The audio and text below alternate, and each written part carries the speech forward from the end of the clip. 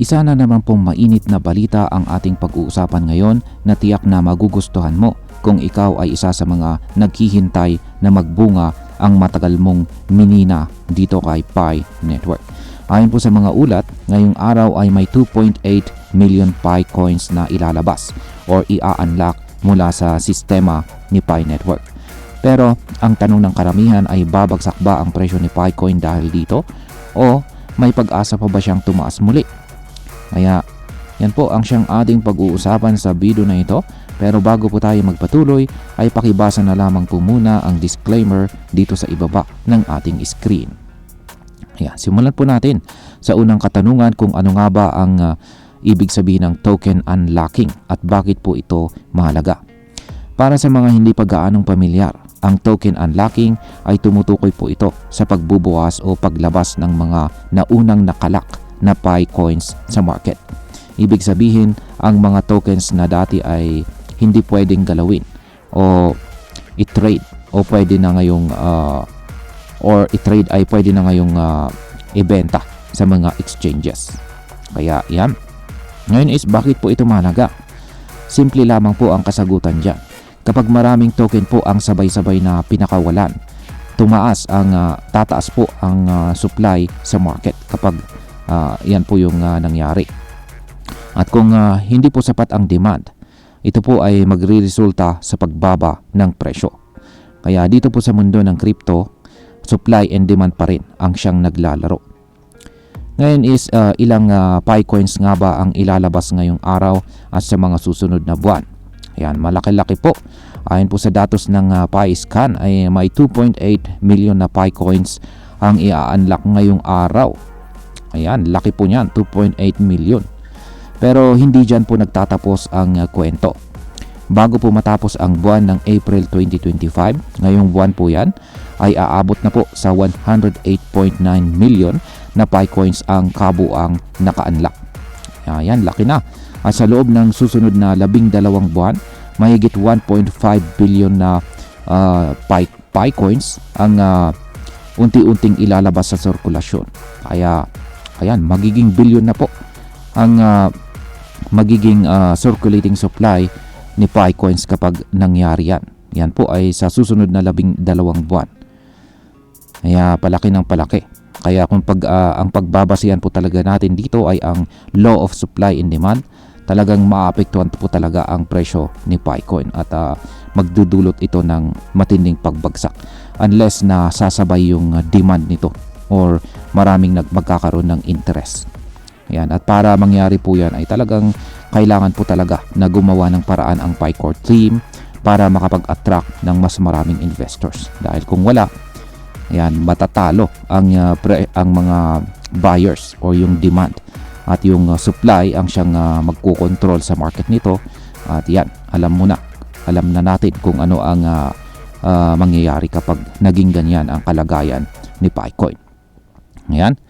Ngayon ay ang 1.5 billion na tokens na ito na ma-unlock sa paparating na 12 months ay yan, ibig sabihin ay araw-araw ay posibleng may dagdag sa supply ni Pi coin sa market.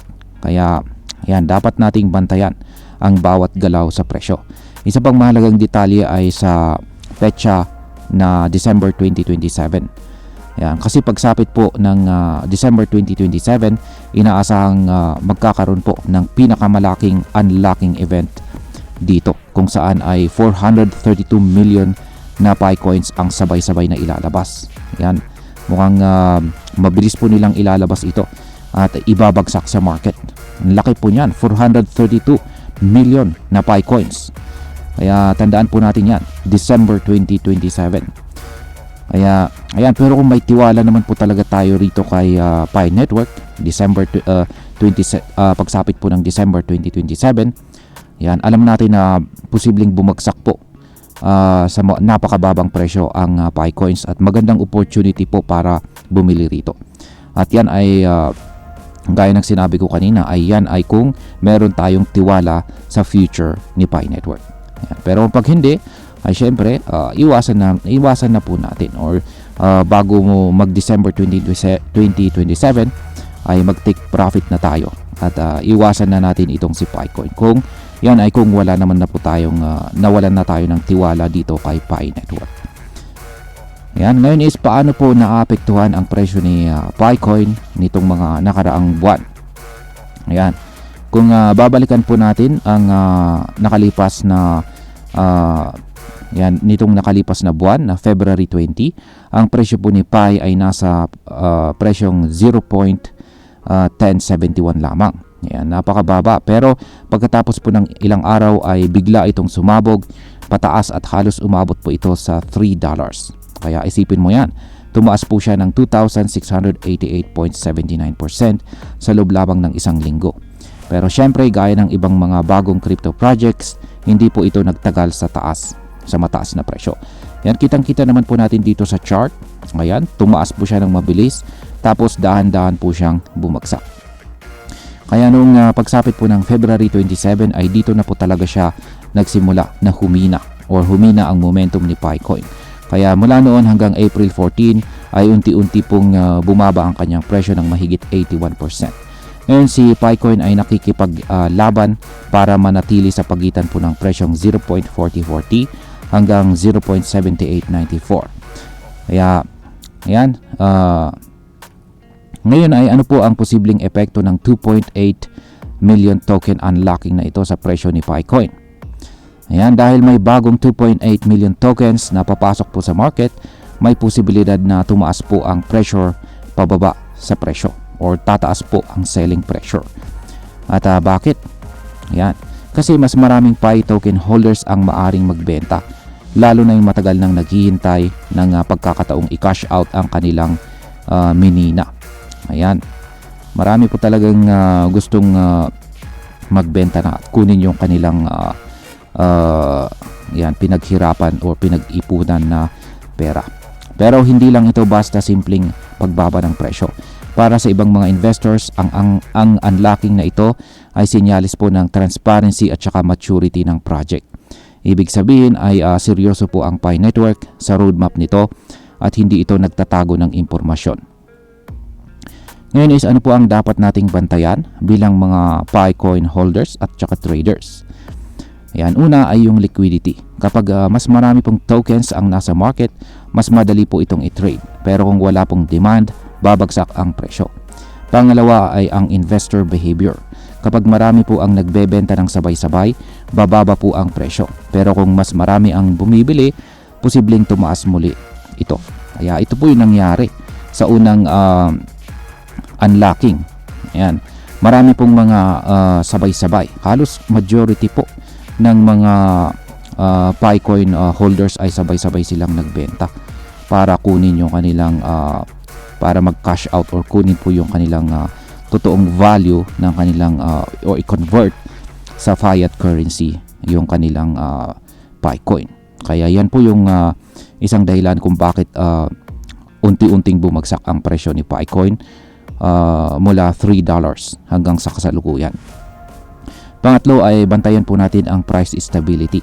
Magiging unstable, yan ay kung magiging unstable ba ang presyo sa tuwing may unlocking event o magkakaroon ito ng solid na support level. Ayan. Yan po yung mga dapat nating bantayan dito kay Pi Network. Kaya maliban po dyan ay malagang bantayan na rin natin yung susunod na unlocking schedules para makapag-desisyon tayo kung kailan dapat tayo bumili or magbenta. Ngayon ay pag-usapan na po natin ang posibleng maging epekto nito para sa atin bilang mga Pinoy crypto traders at investors ni Picoin. Para sa atin ay malaking bagay ito, lalo na kung isa po tayo sa mga matagal nang nagmimina ng Picoin sa ating cellphone. Kung hindi pa tayo makapag-cash out ngayon, ang unlocking events na ganito ang nagbibigay ng pag-asa na unti-unting lalabas sa open market ang Picoin. At sa wakas ay magkakaroon na tayo ng tunay na halaga para sa ating mga pinaghirapan. Pero syempre, may panganib rin dahil po sa volatility ng presyo, pwede po tayong malugi kung magbebenta po tayo sa maling timing. Kaya mahalaga po ang tamang diskarte. Magbenta lang tayo kung may kita na po tayo o kung sa tingin natin ay bababa pa ito. At kung long-term holder naman po tayo, maaring ito na ang simula ng unti-unting pag-build ng real world value ni Picoin. Yan, bilang panghuli ay ang token unlocking ni Pi Network ay double-edged sword. Sa isang banda, ito ay oportunidad para sa mga gustong kumita na ngayon. Sa kabilang banda ay delikado ito kung ang demand ay hindi sapat upang saluhin ang dami ng bagong supply. Pero ang mas malaga, ito ay malinaw na hakbang patungo sa full launch ng Pi Network. Hindi na ito isang pangakong app lang sa cellphone. Unti-unti na itong lumalapit sa pagiging totoong crypto asset. At kung magpapatuloy po ang transparency, consistency sa roadmap at mas maraming use cases ang mabuo, naniniwala po akong may potensyal pa rin si Picoin na muling umangat at makahanap ng solid na lugar dito sa crypto market. At ayan, hanggang dito na lamang po tayo sa video na ito mga ka-crypto. Marami pong salamat sa panonood. Ingat po tayo lagi at God bless po sa ating lahat.